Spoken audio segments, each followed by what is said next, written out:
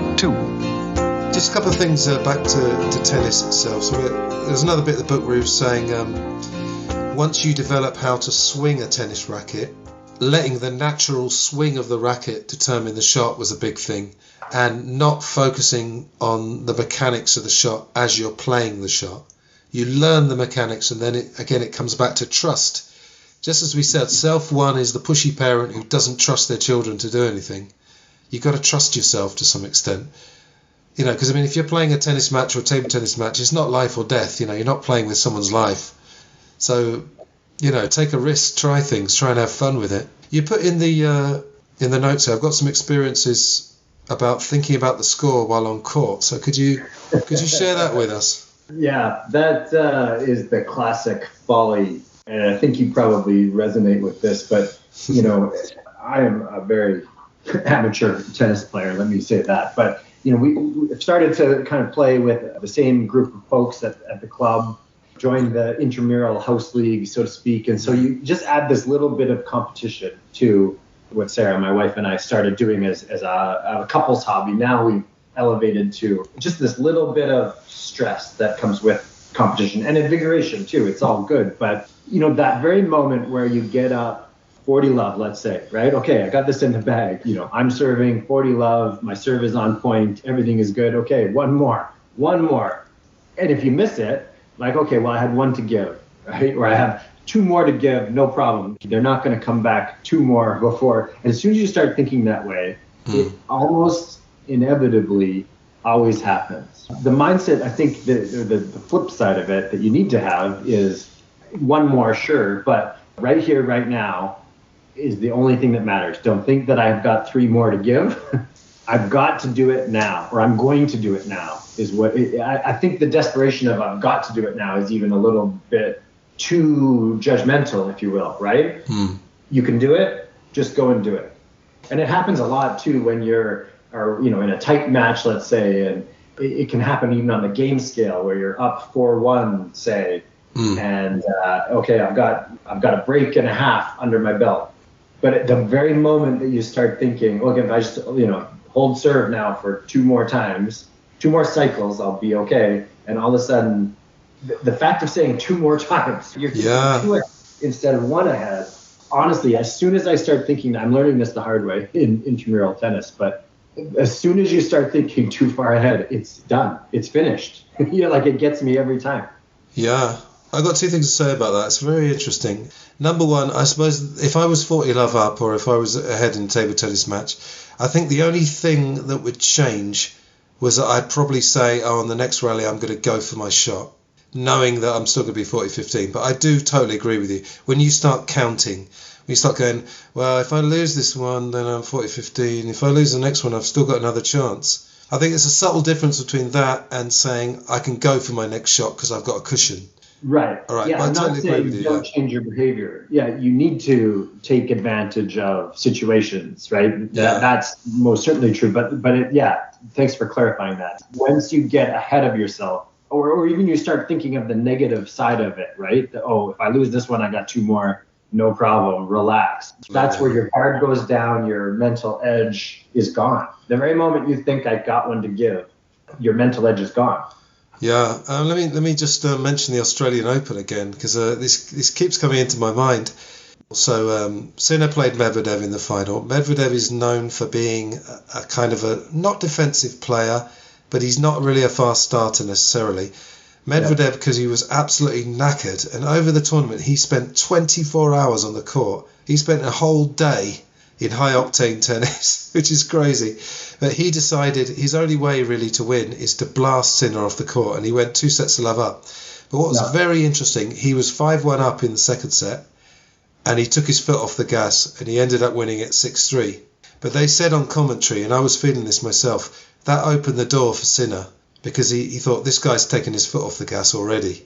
And Sinner, as people will know, came back and won 3-2. So yeah, it's very interesting. I think, let me introduce another idea which might seem a bit controversial. I've read lots of books on psychopathy, okay? And number one, most psychopaths do not go around killing people. That's a Hollywood thing. I'm not recommending psychopathy because it's got lots of ugly traits. However, there is a certain trait of people like Federer and Djokovic and other players. They develop psychopathic traits when they're winning or when they're in that situation.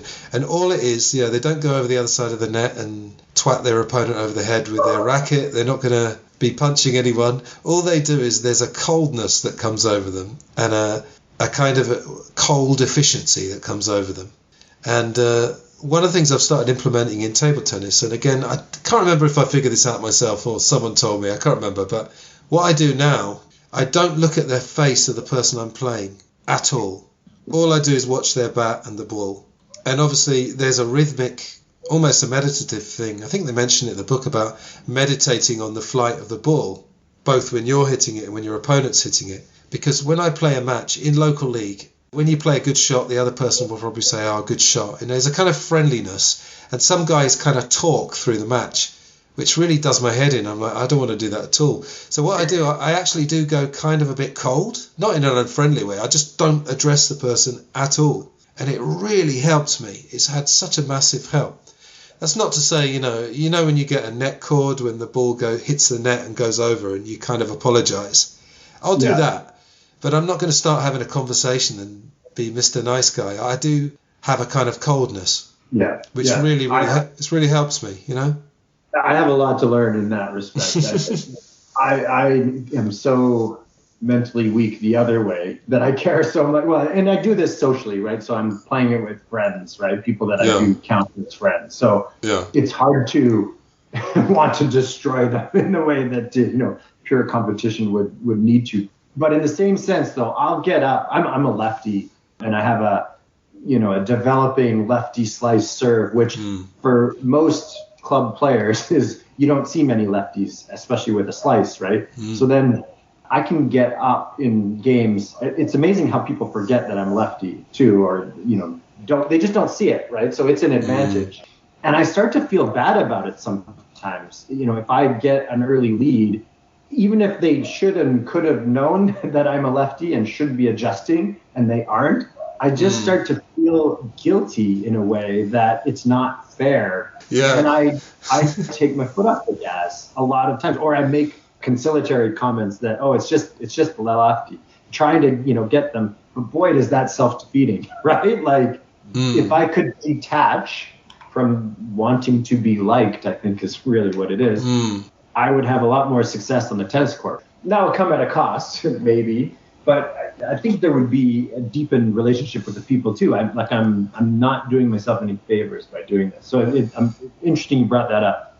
Well, I'm friendly just before the match, and I'm friendly straight after the match. It's just when I get in the match, I'm not massively invested in winning these matches. It's just nice, it's a nice personal thing. You feel better if you play better, right? Whether you win or lose, you feel better if you know you've given it your best, right? And mental focus will help you play your best. Yeah, right? But if I'm being brutally honest with myself, I do want to win these matches. I do feel good when I win.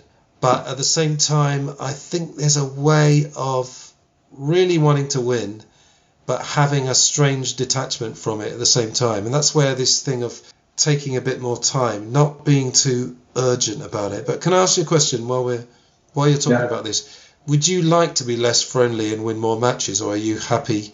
If you don't mind a personal question, but no problem. Is that something you'd like to change, or are you happy with it? Just like you say, I want to win. Winning feels better than losing. That's a fact, right? I mean, I don't want to win, at the expense of personal relationships. Yes, of course, yeah. But I want to feel at the end of matches, because it feels terrible, Anthony, when you are up 4-1 and you take your foot off the gas because you feel bad. When the match is over, you didn't give it your best effort. And so I think there's a level of letdown on the other side of the net too, a feeling of unfulfillment that they didn't beat me at my best either, that they know something happened in between my ears and I took my foot off the gas, because they can feel it too, right? Mm-hmm. And so if I was to keep my foot on the gas and still lose, I would feel much better about the result than walking away knowing I could have done better. Right. Well, my answer to that would be, I don't think you have to be friendly during the match. It doesn't mean you're unfriendly. If someone plays a good shot, you could say good shot. If you get a net cord, you can put your hand up and say sorry. You don't have to be like this cold kind of monster. But I don't have to be their friend in the match either. I don't think you do. If it's bothering you, like if it's not bothering you, then fine. But if you feel like you would like to change that a little bit, just kind of try it, and you'll see that the other person's. I don't know if they'll suddenly say, Darrell's not as friendly as he normally is. You can be friendly right before the match and right after the match, but I kind of just become a bit of a beast just during the match. I stopped looking at the person's face, as I said, which has helped me a lot, because if you're looking at someone else's face, even if they look stressed or whatever, it's actually a distraction. The only distraction that kind of helps me is when I hear the person criticising themselves. Because like I say, I feel like I've almost won then. Yeah, I'm not trying to make anyone feel bad, but I think you could, maybe as an experiment, just try that kind of ruthlessness. I think it would just be interesting, I'm all for just trying things, see if it works. This is what sports is giving us, right, is an opportunity to grow. We're not going to be professional at anything sports-wise, I don't think. So, use it as a life lesson, right? Use it as a way to grow. Absolutely. Right, if you don't mind, I'm just going to skim over a few bits here that we've got here on this document. So the downside of positive thinking, I kind of talked about this in the Darren Brown episodes. If you judge something as positive, it means you're judging something else as more negative or negative, which I think you have mentioned that already. You're putting a label on it. There's nothing wrong with saying to yourself, oh, that was a good shot. It's just don't obsess about that, because I think there was a thing in the book, Gallwey was talking about as soon as he told this lady that her shot was going really well, she started missing, because in fact just the judgment of it as a good shot made her nervous. Yeah. If you have a bad habit, don't necessarily try and correct it, just observe it and try to feel what it should be. So there was a thing of, if you're trying to hit good shots, try and visualize where you want the ball to end up and try to feel it.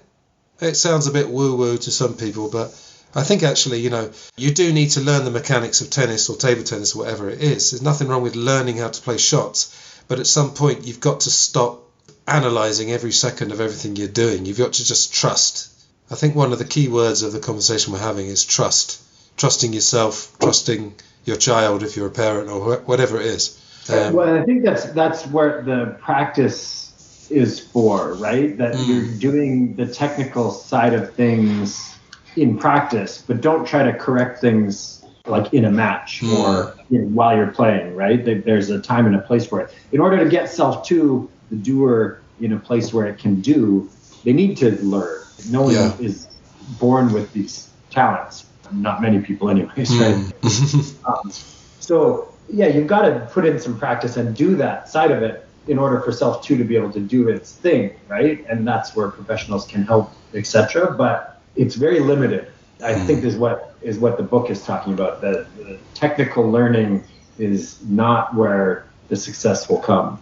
Let me mention Borg again. I mentioned him earlier. Do you know the story of in the old days it was very, very difficult to win the French Open and to win Wimbledon straight after. It's still difficult now, but the French court has got faster and Wimbledon courts have got slower. So the difference between the two is not the same. And the French Open, for those who don't know, is on... it's more like dust than clay, but they call it red clay. And Wimbledon is on grass, and it comes straight after the French Open. So the transition is very difficult. Now, Borg was almost unbeatable in the French Open. He was like Nadal is now. And he never played any pre-Wimbledon tournaments because he said, or someone, maybe his coach said years later, when he started practicing on grass, it was just embarrassing. He was just terrible. It was just embarrassing. And what Borg would do was actually kind of force himself to become a grass court player over a week or so of private practice. And if you actually look at Borg's life, he paid a massive price for being the way he was, this kind of Iceman with all these pent-up feelings. He kind of went a bit crazy after he retired. Well, first of all, he retired when he was 25, which is the thing. Again, I can't even remember where I was going with that. You can kind of think your way. I think Borg seemed to be quite a cerebral person. So he would almost think himself into becoming a grass court player. But I think what we were coming to really was about feeling it. You've got to feel it and you've got to trust. It's like an actor, right? If I did a little bit of acting years ago, you learn the script, but when you get out on the stage, you've got to trust that you've learned the script.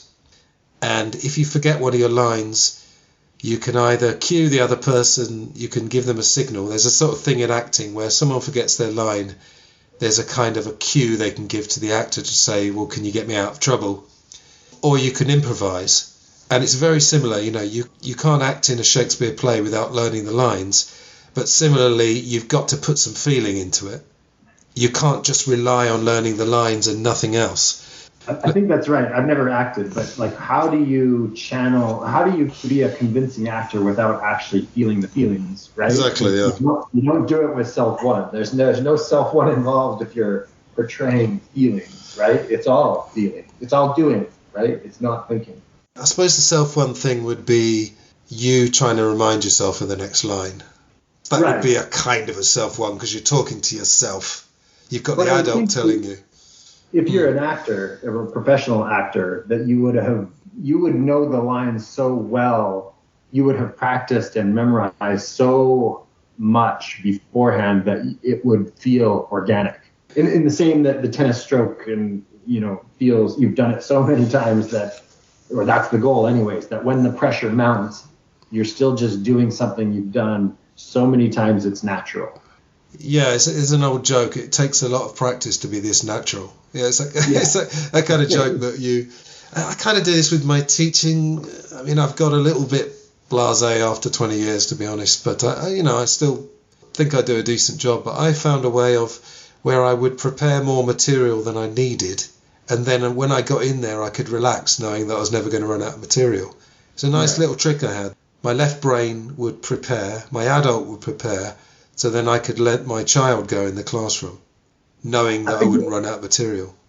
It's a good lesson, though, right? Like, it's not that there's no need for self-one or no need for preparation. That's not what it's about, right? There's a big part of it requires preparation. You can't just ad lib or flow your way through life either. It takes some preparation. I mean, even this chat that we're having, that it feels like a organic chat, but we have 2 pages of notes to kind of guide, right? Like, it's we've got six more that we need to get through. But it would be like you were to record and try to edit one of our sessions, I guess, or life coaching, right? It wouldn't be this. Well, we're trying to make it useful for someone else to listen to, right? It would be, and that requires some preparation. Yeah, I think everything we're talking about, I feel like people can identify. I think, whether you're a tennis player or another sportsman or you're just involved in life, which we all are, I think there's bits you can take. I wanted to talk about, there's a thing in the book about role playing and channeling. Have you ever been in a situation, either in a tennis match or anywhere, where you've kind of channeled another person, or you've channeled a confident person, or have you ever done that on the court? Have you ever tried that? I haven't. You told me about this yesterday, so I'll let you explain it. But I'm going to try it, though. It sounds helpful. No, it's good. I was saying I channel Djokovic. I kind of say, right, imagine I'm Djokovic, and I'm quite good at role playing because I loved acting when I did it, and I think we're all playing roles in life anyway. We have to do that anyway when we go out in the world. So if I'm in a local table tennis thing, I might pretend I'm in the Wimbledon final. I don't know, whatever works for me. And I channel Djokovic and I think, what would Djokovic do? How would he stay calm? And I start to enjoy what you might call the business end of a match. If you get to, we play best of 5 sets, same as the tennis, funnily enough. First to 11, best of 5 sets. If I get in the 5th set and I get to 7-all, I think, I actually enjoy it. I start to enjoy it. And I start to think, probably the other person's not enjoying it because I don't think most people like pressure. And that's not judgment, that's just from my experience. Yeah, you start to feel that way when you start doing something at a decent proficiency level, right? That, you want to succeed, you want to win. But I've started to relish, the tight match a little bit better now, right? I crave well, at least for me, it's, the 5-5. I have a group of men that we play doubles with, and it gets pretty competitive, even though it's not part of a league or anything. But this feeling of, oh man, we can't lose, it starts to feel good rather than, I remember in some of my high school basketball experience, not relishing those moments, kind of fleeing from them, I guess, rather than embracing. And in my old age now, becoming a little bit more mature, but seeking those rather than dreading them, I guess. Yeah. But I'm going to try it. Next time I'm up 4-1 and feeling bad about my lefty slice serve or something like that, I'm going to channel, what would Djokovic do? Yeah, absolutely. Did I tell you that I was left-handed as well? I think you did a while ago. Yeah, that's another. I didn't realise you were left-handed. There you go. Found another common thing. That's great. I want to talk also about serving, because tennis is a unique sport. If you imagine with boxing, imagine if someone just gets a free hit. The other guy's just got to stand there and you get a free hit. No. In tennis, you have this amazing thing which works as such a perfect metaphor. In theory, okay, if I was, let's say I'm playing Djokovic, all right? Fairly confident I'm not going to win, but in theory, I could hit a serve. If I placed it perfectly, I could possibly win all, I'm talking hypothetically, I could win all my service games, because tennis is this unique thing where if you have a pretty decent serve, you can hit a fairly unreturnable serve. Djokovic is a bad example because he's probably the best returner in the history of the game. But let's take whoever, Medvedev or whoever. Don't you think it's an interesting thing that tennis has, where you get this kind of, you've got this free hit that you've got complete control over? It's interesting, isn't it? And I've put in my notes here, the serve is a great metaphor for life. You have control of it, just as you have control over your reactions. Now, okay, it's not always easy not to be triggered, okay? We all have trigger points. And during our life coaching sessions, we talked about family, and family is usually the biggest trigger point of all.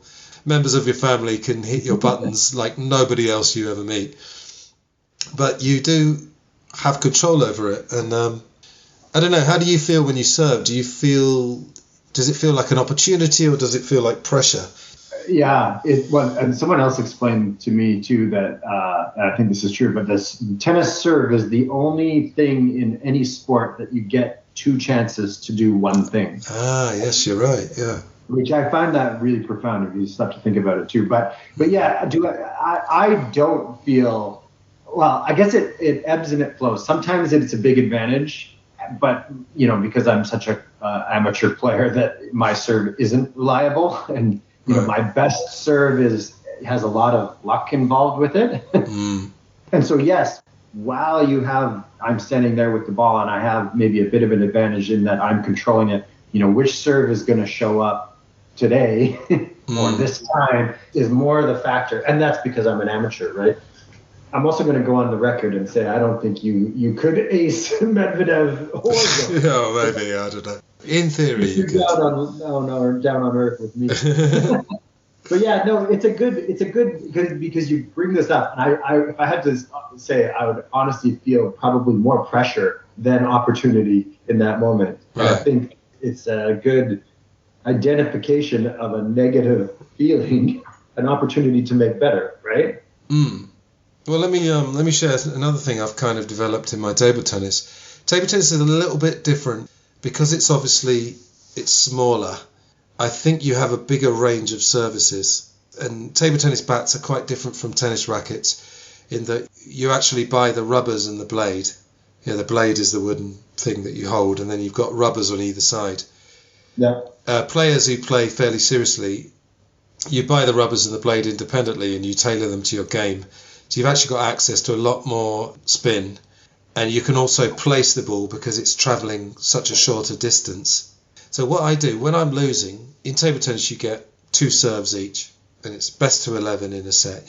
Used to be 21, but now it's 11. You get 2 serves each. If I'm losing, if I've got the ball in my hand, I will take a bit longer. I'll take an extra few seconds, just take a bit more time to think about where I'm going to place it, and I will try and play a different serve than I've been playing earlier.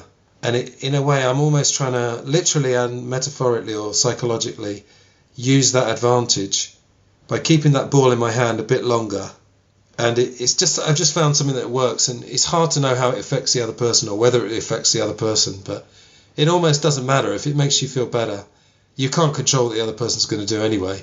Okay, you can by the quality of your shots, but yeah, I didn't even think of that you get 2 chances as well, because there are people lobbying to have 1 serve, and I'm like, absolutely not, because it's so brilliantly tense when someone's on their second serve, in a big match. Yeah, And that there are two serves, right? You give it your all on your first, you try your hardest to give it your best. Now it becomes the chess match, right? You go for it on the second as well. Do you play it safe, opening the door for the other player? I think it's brilliant, actually. Oh, I love it. And the idea as well, I think it was sort of pioneered by Ivan Isavic, who now coaches Djokovic. If you watch Ivan Isavic's matches, he was amazing. He was such a character. I don't know if he pioneered it, but he was one of the first people to ever hit second serve aces. And again, it's kind of a metaphor for life. If you mess up the first time, do you have to play safe the second time? Or can you just go for it the second time as well? So and in tennis, you get so many chances of this that you don't, it changes, right? The reason to do one or the other on your second serve changes, and thus the tennis or the chess match begins, right? Absolutely. The mental game, right? There's so much that can happen because of that ability to have a second serve. Yeah, and it's so unique to tennis, isn't it? Because can't think of any other. I think you're right. Yeah, I can't think of any other sport where you get that. You've got that free hit, as we said, and you get two chances at it. I think it's brilliant. Yeah. Okay, let's move on to, I feel like we've already been talking about this anyway, concentration, which is defined as the act of focusing your attention. When the mind is focused on one thing only, it stills. So this is kind of a provable fact. Meditate on the ball. Don't look at the other. This is something I told you earlier. Don't look at the other person's face. Try to completely ignore who your opponent is, except to know their strengths and weaknesses. Now, let's talk about this. So one of the things that they often say on this podcast is that Djokovic, let's go back to Djokovic again, because he's kind of my favourite player. He has an aura, and they feel like a lot of the other players will fold purely on the strength of playing him. Now, do you remember, I don't know if you're a boxing fan, but do you remember Mike Tyson in the 80s when he emerged? Of course. I mean, again, it's different because Mike Tyson could kill you. I mean, literally, these boxers could kill the man on the street with one punch, probably. It's a little bit different, but Tyson had an aura where the other guy just looked scared to death. And in tennis, again, you're not being hit directly, but I think when he plays, for example, Taylor Fritz just doesn't believe he's going to win. I can just feel it, even watching it on the TV. So let me ask you a question. If you were playing the best player in the town, and the probability is that you're not going to win. Let's say you got to the final of a tournament and you really wanted to win. Would you be able to play this guy and completely ignore who he was? Would you be able to do that if you kind of concentrated? I mean, I think it would take some practice, but if this happened today, say, it would not. I mean, even just talking this through, I'm identifying lots of opportunities for me to strengthen my mental focus, which I've known well, my family tells me all the time that I have ADHD in a joking kind of way, I think. Right, yeah. I lack the ability to concentrate and focus. And it plays into lots of parts of my life, but it's the world that we live in too, right? Made for instant gratification. It's, I don't feel too bad about it, although I do know it's a habit, I suppose, that's affecting my life, right? So no, I mean, if I was to play the best player in the club today, I would be in awe, right, of his tennis game. Would be in awe of the practice he puts in, right? I'd be in awe of his fitness is probably a lot better than mine too. I would not be thinking about that I could win, but if I could think that, I would probably put up a better fight. Yes, but maybe if we just tweak that a little bit, maybe not even think about whether you're going to win or not. But just, I'm thinking through this. I got to park the awe. I can't be in awe of the person and their game, right? I have to think I belong. Yeah, but maybe it's not even that. It's almost like, let me, I've just come up with this analogy in the moment. Okay, imagine you're playing a computer. All right. Okay. Let's say you're playing chess. Okay. I play chess a little bit. I used to be all right. I'm so rusty. It's crazy. But on this website, you can play the computer and you can set the computer from level 1 to level 10. Yeah. If you were playing chess against a computer on level 10, if I was playing chess, the likelihood is I'm not going to win. All right. I'm fairly okay with that. But because it's a computer, it's not emoting any kind of aura to you. You've just set it to go at number 10. So if you think about it, you can't really affect that computer's performance. And if you're playing the best guy in the town, you could try a load of gamesmanship and say, oh, I was with your wife last night or whatever, you could try all that. But let's say for argument's sake, you're not going to do that. So you're playing someone who it has some similarity to playing a computer in the sense that you're not necessarily going to affect their performance. But if you think about it, if you're playing a computer, you would give yourself the best chance by just completely forgetting the fact that you've set that computer to level 10. And I've just come up with that in the moment, so I don't know if that makes sense. But I know it's not easy to do. Saying something intellectually and doing it is two different things. I totally get that. But isn't it just self too, though? Like that's what you're getting at, right? What the level you've set the computer to is an external measure, an external judgment, realistically, of your opponent, right? Mm-hmm. You trust yourself to enough and are focused enough on the game itself. It doesn't matter that it's a computer, first off. It doesn't matter what level it's set to either. You're going to be in the state that your self to is putting its best foot forward, right? Yes. And if I don't look at the opponent, let's play, I'm playing the best guy in the town, which I am, as I said, going to be next week. It's already happened by the time people are hearing this. But if I don't look him in the face, then there's not that much difference between playing him and playing a computer, is there really? I'm not comparing people to computers, but unless, he's a guy who talks a lot or shouts out, if you don't pay any attention, then that person can't really affect you. Their tennis or their table tennis can affect you. And I know it's not easy. I'm saying it's not easy to do. And I'm not saying you should do this. I'm talking for the audience. I'm talking for myself. I haven't got this nailed by any stretch.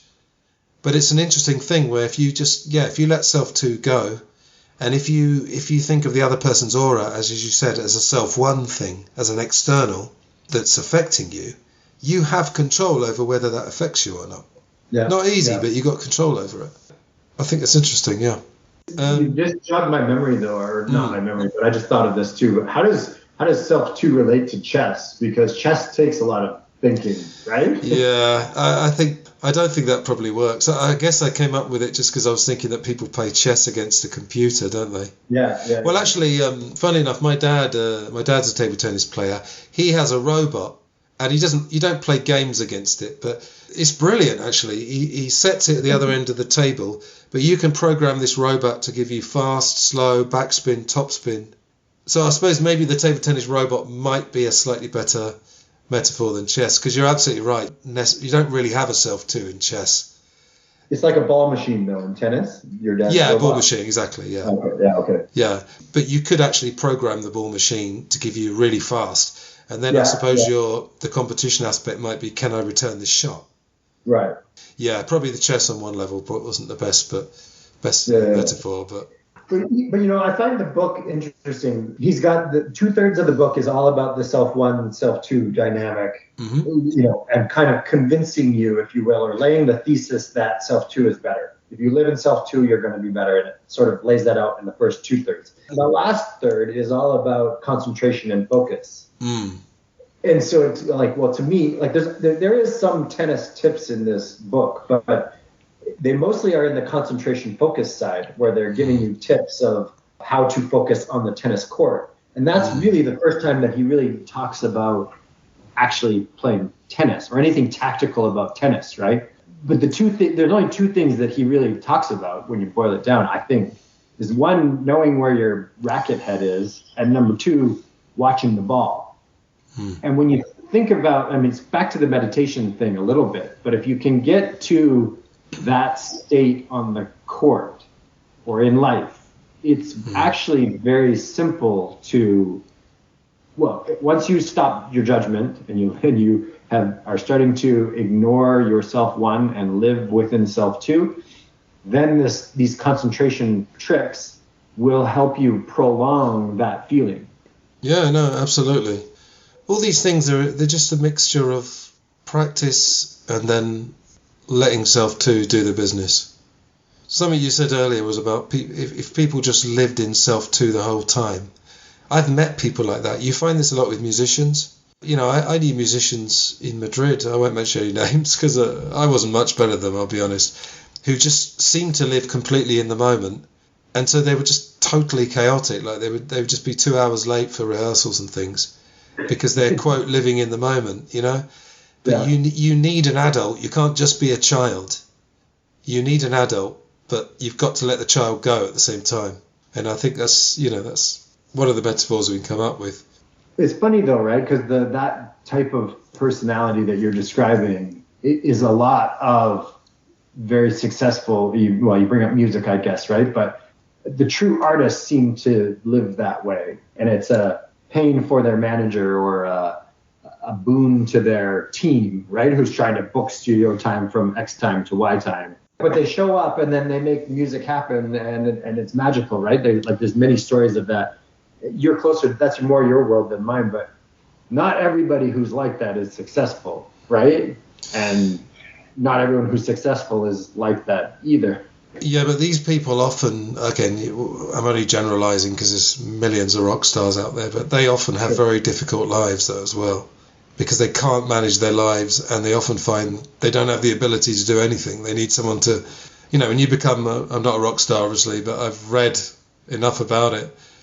Those people that just live in the moment, they really need people, they need an adult almost to organize their lives because they can't plan ahead. So maybe they're successful in the sense of they make great music or they write great songs, but how successful are their personal lives? I don't know. It depends on the person, but But it probably helps the art. Yeah. Would you agree that in your life you need an adult and a child within you?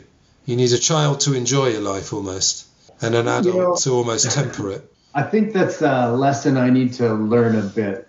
I live in a pretty strict self-one mindset a lot of the time. And it has to do with getting married young. It has to do with having kids young. It has to do with, a bit of the way I was raised too, right? So I feel like in my later years, the pandemic, for all of its faults, it jogged me to start rethinking a number of different things. And maybe it's getting mature, getting older, my kids getting older and, entering a new phase of my life and their lives, etc.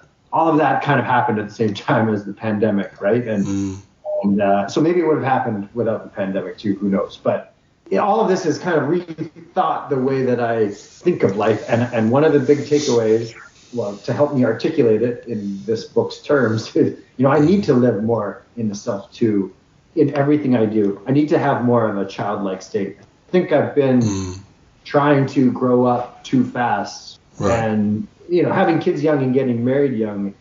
And I've always known this, there's a trade-off to doing so.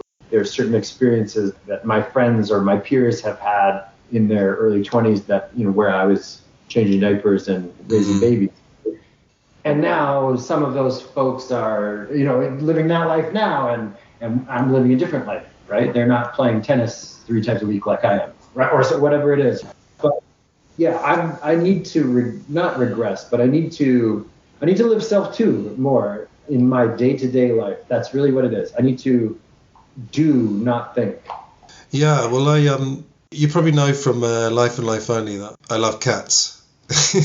Yeah. And I also love kids as well. I don't have kids of my own, but I've got 4 nephews and a niece, and I saw them growing up. And I know it's not the same, but if you watch children and also cats and dogs, you can learn so much from them. Okay, this is what I'm saying. Almost, you couldn't be a 5-year-old child all your life because you have to mature and you have to have some skills in organising your life. If you think of this rock star idea that we're talking about, someone like John Lennon almost admitted he couldn't do anything for himself after a while because you've had people doing it for you the whole time. But if you watch, I always just say, watch animals. Yeah, a cat couldn't get a job and couldn't support a family and earn money, but you can still learn from watching them. They have this sort of instinct. And there's where was it I read this? There's a book called... It's why zebras don't get ulcers, and it's talking about how animals do feel stress, but they don't dwell on it. They move on very quickly. And all I'm saying is, I know my mind's going a bit mad at the moment, but if you take children or you take animals because they're very instinctive, what I'm saying is you can learn from them. Yeah. So what you're saying is that you became very proficient at one aspect of life, which was getting married and raising a family. You've done that, whereas another, say you had a friend or other people didn't get married, and maybe they seem like they're having more fun, but you had a different kind of fulfillment. So having established that, what you're saying, right, is you need to, as you said, regress. You need to go back to that childlike state to kind of complement what you've already built in your life. Is that what you're saying? Yeah. Getting married and having kids young has put me into a self-one kind of mindset, right? I've needed to plan. Getting married young means money's tight. It required different things, I guess, than what a normal 23 or 25-year-old would be considering, right? So, and I'm certainly not expressing any regrets with that. It just is. And now when my kids are getting older, I know exactly what you're talking about. You know, kids and dogs and cats, animals live in self-2 all the time. They're just doing. They're not thinking, right? They're instinctual. Yes. And now that my kids are older and they're getting, into some self-one of their own. Yeah. And boy, this is the hard part to swallow because I can see my fingerprints on their self-one. You know what I mean? No doubt we're all influenced by our parents, and there's some responsibility that comes with when I see it, that my bad habits perpetrating in my children. It's not a good feeling, but this is the balance. They're great kids. They're going to be successful. They're, happy kids. They've done a lot of growing over the last couple of years, as I have too. And there's no, at least for me personally, and based on the life choices I've made, it's very fulfilling to see them come into their own. But it is also kind of heartbreaking to see my fingerprints on their challenges. Do you know what I mean? Yeah, but you shouldn't think of it as heartbreaking. I think you should think of it as a wonderful thing. You brought a life into the world, and you're seeing them flourish. Is it to do with the fact that they get to a certain age and they lose a certain spontaneity, which we all do? Is that part of it? I think they're growing up, right? They're moving into challenges of their own with procrastination, etc. Things that, they've got grown-up problems, or they're heading into grown-up problems, right? Which is all part of the journey, right? They're going to learn it the way that I'm learning it eventually, which is there's no right and wrong way to do it. It's just the way that it's done, that it happened, right? There's no good shots. There's no bad shots. Absolutely. I'm just thinking actually with the self-1, self-2, for those who are of maybe of a psychology bent, you might be listening, we can equate it to left brain and right brain as well, can't we? Because the left hemisphere of the brain is to do with logic and making decisions, and the right brain is to do with creativity and being more in the moment. So what you're really saying is that your left brain has been well exercised by what you've had to do, having kids, and you've obviously learned some very useful and admirable skills of organising and having to be responsible and things like that someone who hasn't got married and had kids maybe is lacking. So I wouldn't, I think you should feel good about that.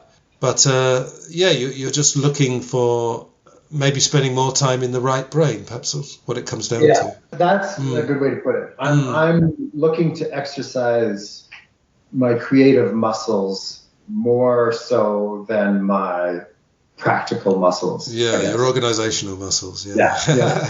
Very good. Have you got anything else you'd like to say about the book? Because I was just going to read a couple of my diary notes. I won't read all of it. Yeah, go ahead. I think we'll bring it in to the inner game of tennis side.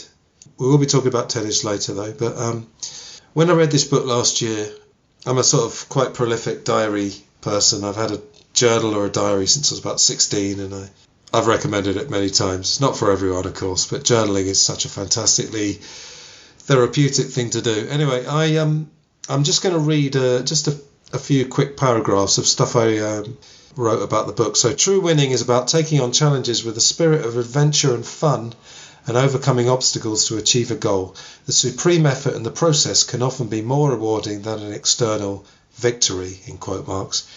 This is interesting. The person competing against you is helping you discover what heights you can achieve, and vice versa. Competition is therefore cooperation.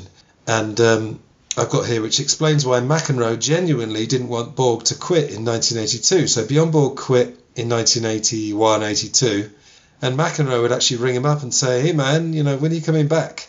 I'm genuinely missing you, because Borg made McEnroe better. And yes, McEnroe's going to win more titles without Borg there, but I genuinely think a part of him wanted him there. So that's an interesting thing. Unless the game is a real high level, it's not life or death. If we're playing a local match, think of the other person as your opponent, as actually helping you to get better, and you're helping him or her to get better. So I love that.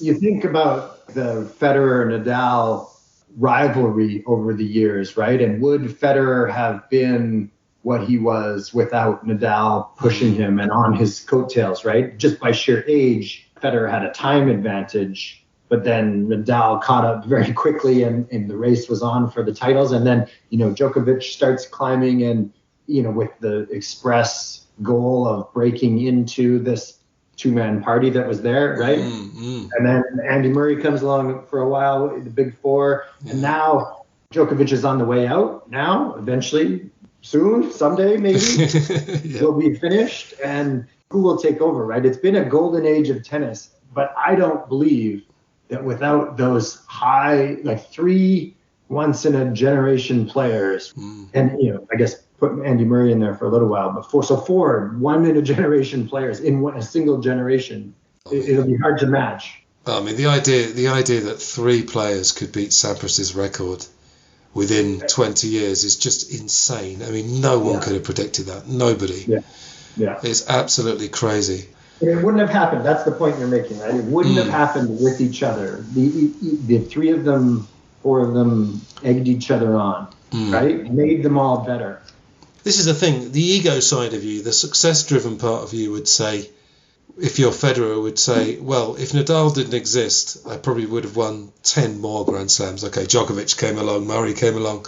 But I honestly think genuinely he probably thanks him as well.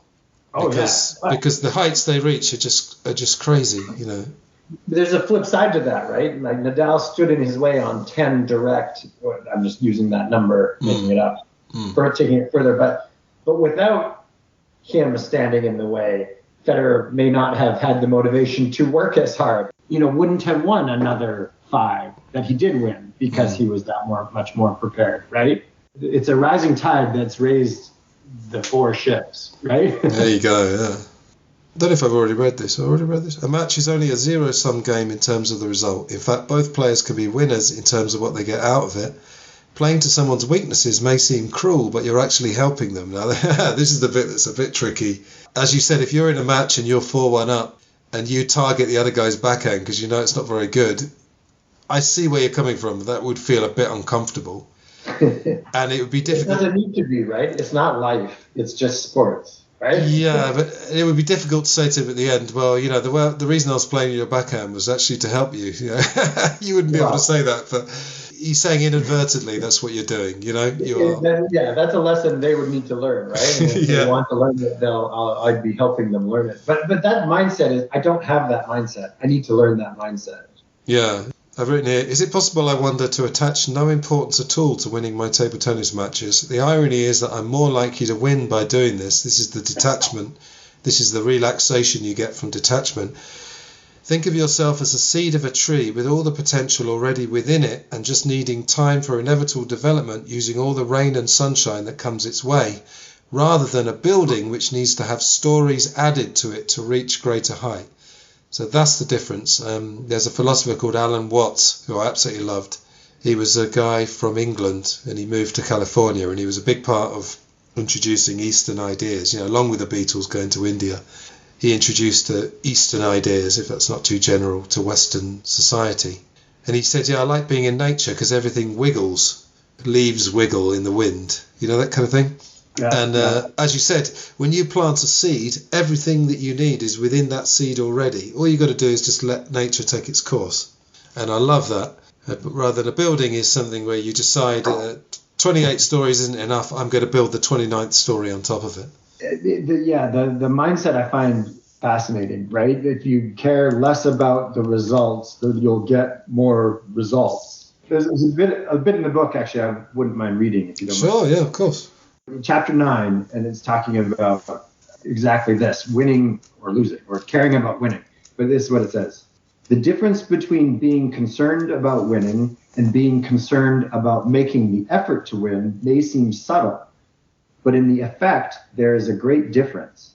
When I'm concerned only about winning, I'm caring about something that I can't wholly control. Whether I win or lose, the external game is a result of my opponent's skill, my effort, their effort, as well as my own. When one is emotionally attached to the results that he can't control, he tends to become anxious and try too hard. But one can control the effort he puts into winning. One can also do the best he can at any given moment.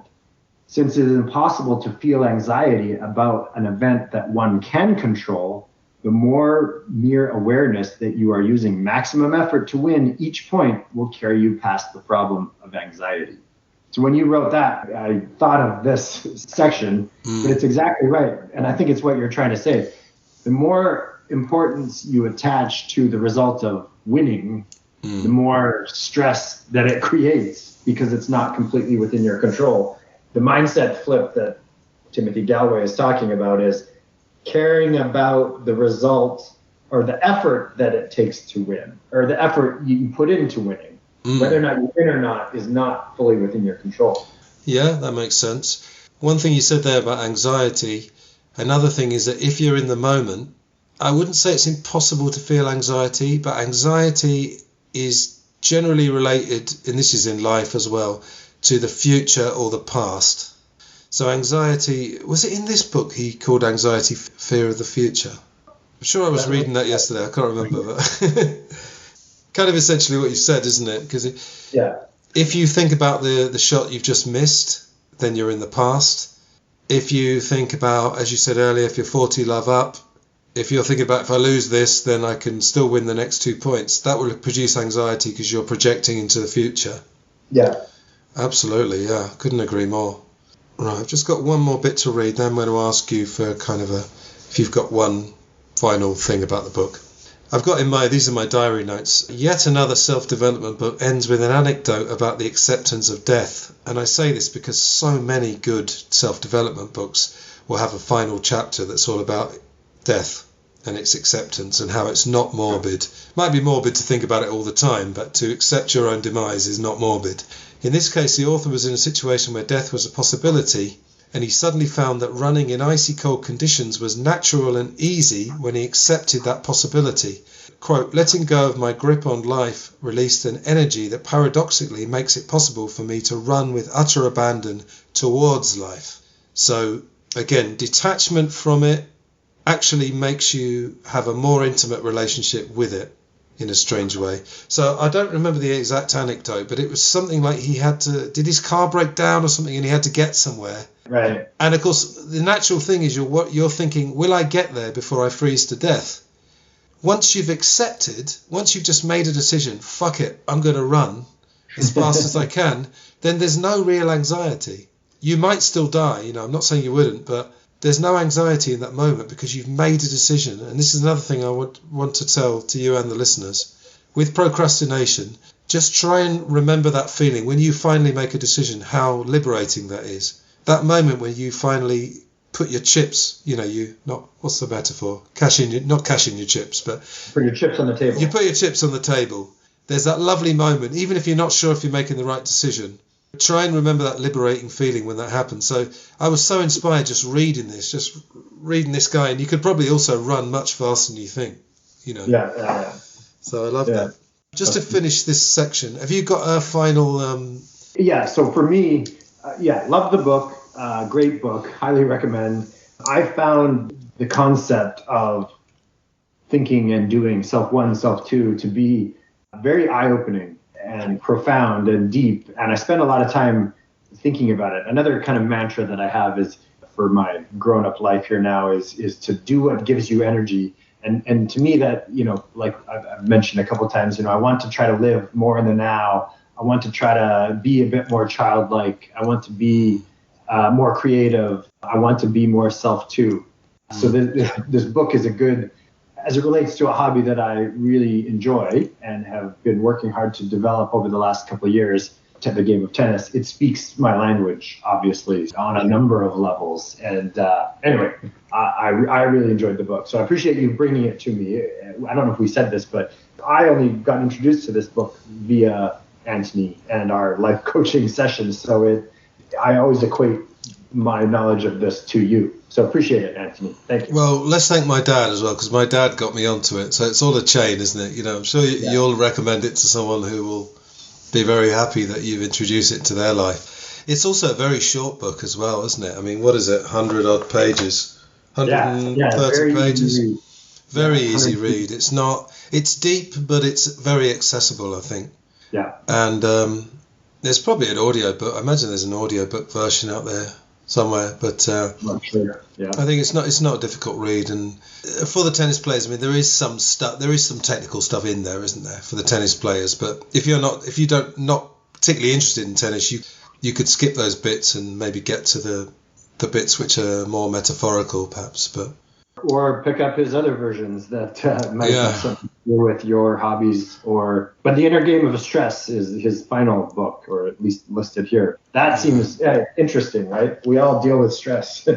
Yeah, The Inner Game of Work as well. I mean, I think I said earlier, obviously that depends what work you do, but I think there's something common to all work. I mean, there's a few people who might tell you that they do their job for nothing, but I'm not sure if I believe that. Yeah. People have different levels of enjoyment, but I haven't read the book, but I imagine he finds ways where you could try to make something either fun or more stimulating.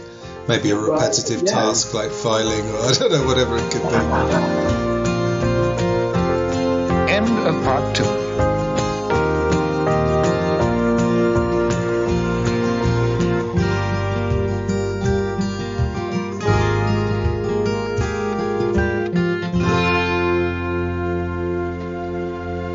I had the opportunity, fortunately, to play a lot of great players. Won and lost. Did my share of losing against a lot of them, hopefully winning some. Borg obviously was my greatest rival. He had this thing about him that was inexplicable.